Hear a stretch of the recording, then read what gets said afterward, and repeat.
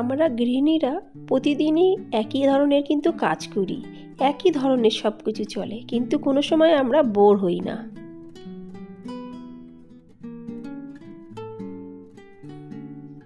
নমস্কার আমার প্রিয় ইউটিউব পরিবার, তোমরা সবাই কেমন আছো? আশা করছি তোমরা সবাই অনেক ভালো আছো, আমিও ভালো আছি। আমি সুপ্রিয়া, আমি তোমাদের সবাইকে আমন্ত্রণ জানাই নাসিকের ঘরকন্যার আরেকটি নতুন ব্লগে। যে প্রান্ত থেকে আমার ভিডিওটি, আমার ব্লগটি দেখছো, আশা করছি তোমরাও সবাই অনেক ভালো আছো। সকাল সকাল মেয়েদের স্কুল বাসে তুলে দিয়ে আমি কিন্তু হাঁটতে চলে গেছিলাম। আজ কিন্তু আর সোয়েটার পরে যাইনি, কেন কি বাইরে সূর্য ভগবান ভালোই তেজ তাপ দিয়েছে, ওই জন্য সোয়েটার পরে গেলে ঘেমে যাবো, ওই জন্য নিয়ে যাইনি। আজ কদিন ধরে দেখছি নাসিকে কিন্তু ভালোই গরম গরম অনুভব হচ্ছে, কিন্তু এই গরমটা কিন্তু গরম না, মাঝে মধ্যে ঠান্ডা পড়বে অবশ্যই। ওই জন্য নাসিকে শরীর খারাপটা কিন্তু বেশ লাগছে। ঘরে ঘরে ঠান্ডা জ্বর সর্দি কাশি কিন্তু একদম একটা ঘরোয়া ব্যাপার হয়ে উঠেছে। আজ আর দেরি না করে ফটাফট চা নিয়ে কিন্তু বসে পড়লাম। কালকে রাত্রিবেলায় অনেকগুলো জামা কাপড় ধুয়েছিলাম, ধুয়ে পুরো দড়ি দিয়ে বারান্দার গ্রিল দিয়ে মেলিয়ে দিয়েছিলাম, কালকে আর তুলিনি। সত্যি কথা বলতে কালকে আমি জামা কাপড়গুলো রাতে তুলতে ভুলেই গেছিলাম। নালে কিন্তু বন্ধুরা আমি প্রতিদিনই যতই রাত হোক না কেন, যে র্যাকটা আছে স্টিলের, ওটার মধ্যে সমস্ত জামা কাপড় নিয়ে কিন্তু আমি ঘরের ভেতরে ঢুকিয়ে রাখি, আবার সকালবেলায় মেলায়। কিন্তু কালকে রাতে আমার একদম ওঠানোর মনেই ছিল না। তা যাই হোক, আজকেও কিন্তু বেশ খানিকটা জামা কাপড় আমাকে ধুতে হবে, সেগুলো পরে ধোবো। তার আগে ঘরের টুকটাক কাজগুলো করে নিই, কেন কি ওই দিকে গেলে এদিক কিন্তু আমার আর হয়ে ওঠে না। এক দিদিভাই জিজ্ঞাসা করেছে ডাইনিং টেবিলটার উপরে যে পাথরটা, এটা কি পাথর না প্লাস্টিক? দিদিভাই এটা কিন্তু পুরো পাথরের, নিচটা পুরো 4টে পায়া কাঠের, আর উপরটা কিন্তু পুরো পাথর, কিন্তু একটু ডিজাইন করা পাথর, ওই জন্য দেখতে বেশ কিন্তু ভালো লাগে। আর এটা নেওয়ার জন্য বেশ কিছুদিন কিন্তু আমাদের ওয়েট করতে হয়েছিল, নাহলে নর্মাল পাথর তো এমনি পাওয়াই যায়। আর তারপরে ডাইনিং টেবিলটা পুরো পরিষ্কার করে ডাইনিং টেবিলের ম্যাটগুলো কিন্তু আজকে আমি বাইরে রোদে মিলিয়ে দিলাম, একটু সার্ফ জল দিয়ে একটা শুকনো কাপড় দিয়ে মুছে বাইরে একটু রোদে দিয়ে দিয়েছি, নাহলে না কেমনটা ভস্কা ভস্কা গন্ধ বেরোয়। যতই আমরা শুকনো মুছি না কেন, মাঝে মধ্যে যদি একটু সার্ফের জল দিয়ে না মুছি, আর মোছা কিন্তু এমন না যে একদম পুরো চুবাচ্ছি আমি ভিজা জিনিস দিয়ে, তা কিন্তু না, হালকা একটা রুমাল মতন কিছু নিয়ে আমি কিন্তু মুছি অল্প একটু, আর তারপরে সেটাকে রোদে বেশ করে রোদে রাখি, সুন্দর একদম শুকিয়ে যায়, তারপরে কিন্তু আমি সেটাকে আবার ডাইনিং টেবিলে করে সুন্দর করে পাতিয়ে রাখবো। তা যথারীতি ওই সমস্ত টুকটাক কাজগুলো হয়ে গেল। এবার কিন্তু আমি চলে এসেছি রান্নাঘরে। মেন কাজ তো এখনও বাকি আছে। তা কাজ করতে করতে আজ কিন্তু আবার খিদে পেয়ে গেছে। আজকে মেয়েদের সাবুদানার খিচুড়ি বানিয়ে দিয়েছিলাম, তা আমার জন্য একটুখানি সাবুদানা রেখে দিয়েছিলাম। আমার কিন্তু সাবুদানা দই দিয়ে চিনি দিয়ে খেতে হেভি লাগে, তার সাথে যদি একটু নারকেল করা হয় তাহলে তো কথাই নেই। কিন্তু দুঃখের বিষয় নারকেল করাটা নেই, নারকেলই নেই ঘরে, তাই কোনো ব্যাপার না, দই আর চিনি দিয়ে কিন্তু আমি ওইটুকুনি সাবুদানা এখন খেয়ে নেব।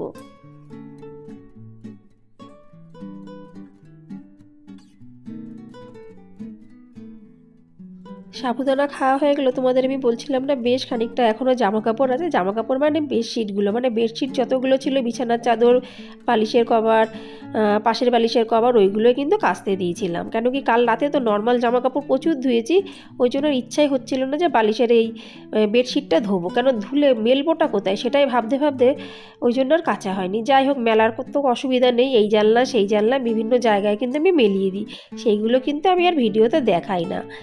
আর এই দেখো আজকে আমি কি বানাবো, আজকে আমি সাম্বার বানাবো।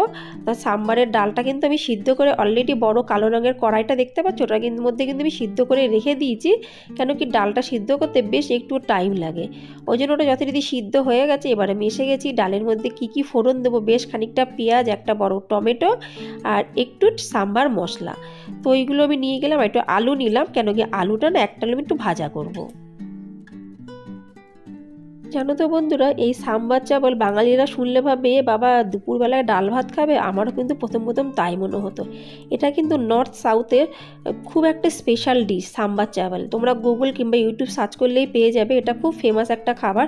তো যখন প্রথম আমি নাসিকে এসেছিলাম, সবাই যখন আমাকে বলতো, অনেকে আমাকে বলতো আরে আজকে আমি সাম্বার চাবল বানিয়েছি, আমি তখন ভাবতাম এবার ডাল ভাত খাবে দুপুরবেলায়, আমিও বাঙালি হিসেবে যেটা সেটাই ভাবতাম। কিন্তু সত্যি এত ভালো লাগে খেতে, আর এর সাথে কোনো তরকারি, কোনো ডিম মাছ মাংস এর পাশে কিন্তু কিছুই না। এটা শুধু ভালো লাগে সাম্বার যেটা আমি বানাচ্ছি, আর তার সাথে সাদা ভাত। সে সাদা ভাতটা তুমি কুকারও বানাও কি হাঁড়িতে বানাও, যাই খুশি বানাও, কিন্তু এর মধ্যে কিন্তু আর কিছুই না। এর মধ্যে তুমি সবজি অ্যাড করতে পারো বিভিন্ন ধরনের, কিন্তু এই দুঃখের বিষয় আমি যদি ওর মধ্যে সবজি দিই আমার মেয়েরা কিন্তু এক ফোঁটাও সবজি তো খাবেই না, ডালটাও মানে সাম্বারটাও ছুঁয়ে দেখবে না।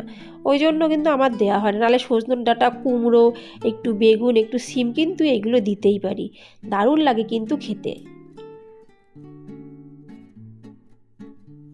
একটা বাস্তব কথা বলছি, মানে নিজের অভিজ্ঞতার।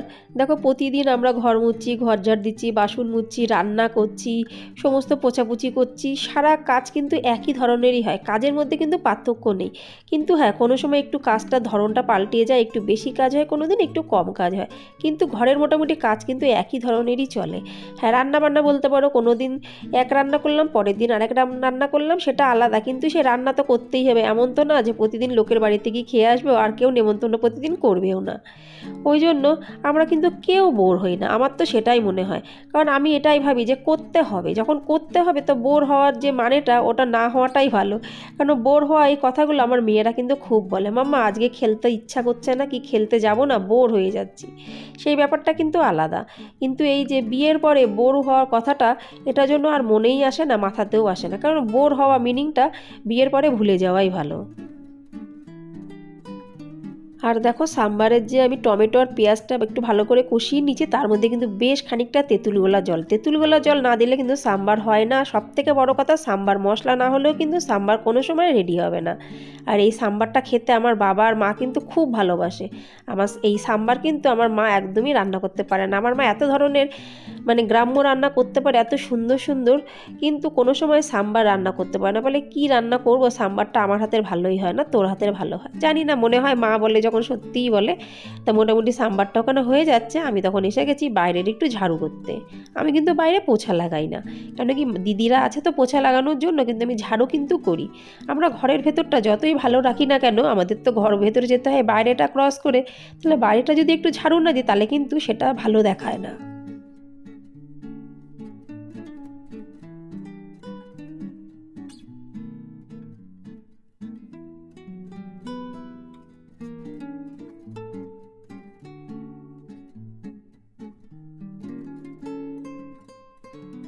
বারান্দার মানে বাইরের দিকে ঝাড়ু লাগানো হয়ে গেছে। আজ কিন্তু আমার বারবার জল পিপাসা পাচ্ছে, যেন গলাটা একদম শুকিয়ে শুকিয়ে আসছে, ঠিক গরমকালের মতন। গরমকালে থেকে থেকে কিন্তু আমি জল খাই, আর মাঝে মাঝে দইয়ের ঘোল খাই। তা মোটামুটি সকালবেলা কিছু কিছু প্রসাদের মতন রয়ে গেছে, কারণ এত কিছু তো বাচ্চারা নিয়ে যায় না, আর কর্তামশাও নিয়ে যায় না, ওই জন্য একটু একটু কিন্তু সব কিছু থেকে যায়। আবার মেয়েরা স্কুল থেকে আসার পরেও কিন্তু একটু একটু বাঁচা পারে জিনিস পাওয়া যায়, ওইগুলো আমি কিন্তু খেয়ে নিই, ফেলি না বন্ধুরা। যতক্ষণ পারি ততক্ষণ খাই, কোনো কিছু নষ্ট করতে আমার ইচ্ছা হয় না। কেন সকালবেলায় উঠে ওই কানাডাতে উঠে রান্না করা, আর তারপরে সেইগুলোকে 3টে পটে আলাদা আলাদা করে দেওয়া অনেক কিন্তু কষ্ট হয়। ওই জন্য নিজে করি বলে নিজে কিন্তু সেই কাজের মর্মটা বুঝি। ওই জন্য যতক্ষণ পারি আমি কিন্তু কোনো কিছু ফেলি না খাওয়ার জিনিস। কাজ করলে দেখবে শরীর মন কিন্তু দুটোই ভালো থাকে, আমার তো তাই থাকে। আর যেদিনকে যদি ইচ্ছা করে চুপচাপ শুয়ে থাকি, কারোর সাথে গল্প করে কাটিয়ে দিই, কাজবাজ কিছুই করি না, কিংবা কোনো সময় যদি আমি আমার দিদির বাড়িতে যাই, অনেক ব্লগে তোমরা দেখতেই পাও, ওই দিন না মনে হয় ইস কি শরীরটা ম্যাশ ম্যাশ করছে, মানে ফ্রিতে বসে খেতে গেলে যা হয়, সেদিন কিন্তু মানে আর ইচ্ছাই হয় না কোনো কিছু করতে, আর শরীরটাও কিন্তু ভালো যায় না। কিন্তু কাজ করলে আমাদের শরীর হলো মেশিনের মতন, আমরা যত ভালো করে রাখবো তত কিন্তু ভালো থাকবে, মানে কাজ যত ভালো করব শরীরও কিন্তু তত ভালো থাকবে। মোটামুটি কাজ আমার হয়ে গেল, কিছু কাজ বাকি আছে। তো এখন আমি বসে পড়েছি আমার মুখে একটু অ্যালোভেরা জেল লাগাতে। এটা কিন্তু আমি প্রতিদিন রাখি, মানে মাখি, মাখার পরে মোটামুটি আধা ঘন্টা থেকে 40 মিনিট, কখনো কখনো 1 ঘন্টাও আমি রেখে দিই, মানে সময় অনুযায়ী। তাই যাই হোক, অ্যালোভেরা জেল মেখে সত্যি বলছি বন্ধুরা অনেকটা কিন্তু ফায়দা হয়েছে, আমার স্কিনটা দেখলেও কিন্তু তোমরা বুঝতে পেরে যাবে।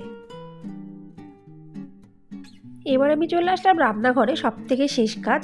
না, ঘর মোছাটা এখনও বাকি আছে, মানে রান্নাঘরের দিক থেকে সব থেকে শেষ কাজ। তো রান্নাঘরের সিলাপ, গ্যাসের ওভেন, সমস্ত সব কিছু কিন্তু মুছে আমার ধোয়াটাও কমপ্লিট হয়ে গেছে। আর ওগুলো কিন্তু কসবাইট দিয়ে একদম সুন্দর করে চকচকে করে আমি মুছে ফেলি। বাসন কিন্তু অনেকটা জমে গেছে গো বন্ধুরা, সকালবেলার থেকে একটা বাসনও কিন্তু আমি হাত দিইনি। যাই হোক, চিন্তার কোনো কারণ নেই, ফটাফট করে আমি সব কিছু কিন্তু মেজে নেব। মাঝে মাঝে ওরকম করি, মাঝে মাঝে একটা দুটো বাসন মেজে নিই, মাঝে মাঝে ইচ্ছাই করে না। তা যাই হোক, বাসন মাজা আমার কমপ্লিট হয়ে গেল। এখন এই বাকি থাকলো শুধু ঘর মোছাটা। এটাও কিন্তু তাড়াতাড়ি হয়ে যাবে, কেন ঘর মুছতে আমার কিন্তু বেশি টাইম লাগে না। ঘরটা ঝাড় দিতে বেশ টাইম লাগে, কিন্তু মোছাটা তাড়াতাড়ি হয়ে যায়।